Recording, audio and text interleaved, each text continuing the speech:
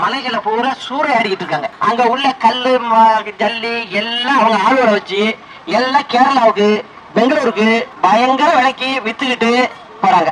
ஆனா நீங்க பாத்தீங்கன்னாக்க அப்புறம் எப்படி வருவாய் அரசாங்க கஜானாவுக்கு வரும்? வந்தாலும் நம்ம மக்களுக்கு செய்ய முடியும். அது வரல.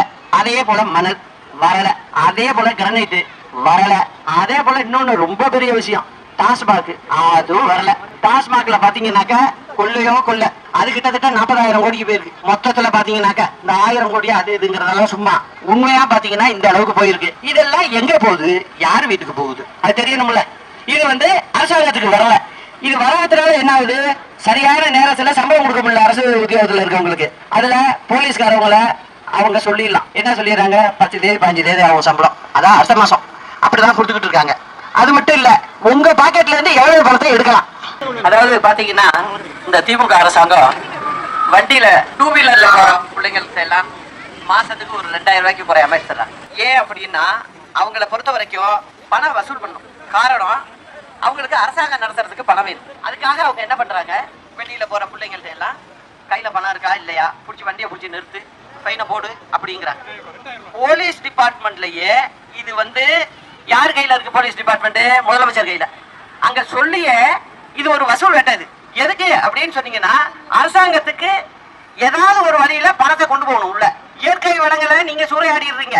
ஆனா கஷ்டப்பட்டு உழைச்சு சம்பாதிக்கிற பிள்ளைங்களுடைய பணத்தை நீங்க 1000 ரூபாய் 500 ரூபான்னு போட்டு இந்த வசூல்ல நீங்க பண்றீங்க போலீஸை வச்சுக்கிட்டு. இது இங்க மட்டும் இல்ல, தமிழ்நாடு முழுவதும் இது நடக்குது. அம்மா இருந்தப்ப அம்மா தான் போலீஸ் துறையை வச்சிருந்தாங்க. இது மாதிரி எங்கேயாவது நடந்து பாத்திருக்கீங்களா நீங்க? அந்த மாதிரிலாம் அம்மா செய்ய மாட்டாங்க. அதனாலதான் நான் சொல்றேன், இந்த அரசாங்கத்தை வீட்டுக்கு அனுப்பியே ஆகணும். வைகை அணை தூர்வார வேண்டும் என 5 மாவட்ட பாசன விவசாயிகள் கோரிக்கை வச்சுள்ளனர். ஆனா இதுவரைக்கும் இந்த அரசாங்கம் செவி சாய்க்கல.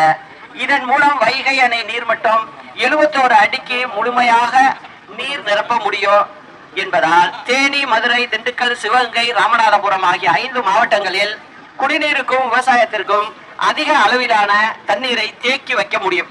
ஆண்டிப்பட்டி ஒன்றியத்தில் உள்ள 24 கண்மாய்களில் தண்ணீர் நிரப்பும் வகையில் குள்ளப்ப கவுண்டன்பட்டி முல்லை பெரியாறு ஆற்றில் இருந்து ராட்சச குழாய் மூலம் கண்மாய்களுக்கு நீர் நிரப்பும் திட்டம் கொண்டு வர விவசாயிகள் கோரிக்கை வைத்துள்ளனர். ஆனா அதையும் இந்த அரசாங்கம் செய்யவில்லை. ஆண்டிப்பட்டி அருகே ஜக்கம்பட்டி மற்றும் டி சுப்புலாபுரத்தில் 10,000க்கும் மேற்பட்ட நெசவாளர்கள் உள்ளனர். நெசவாளர்களின் தேவைக்காக கடந்த 24 வருடத்திற்கு முன்பு 1 கோடி ரூபாய் மதிப்பில் கட்டப்பட்ட வைகை உயர் தொழில்நுட்ப பூங்காவை பயன்பாட்டிற்கு கொண்டு வர வேண்டும். இதெல்லாம் நம்ம வெற்றி பெற்றால் நிச்சயம் நம்மளால செய்ய முடியும்.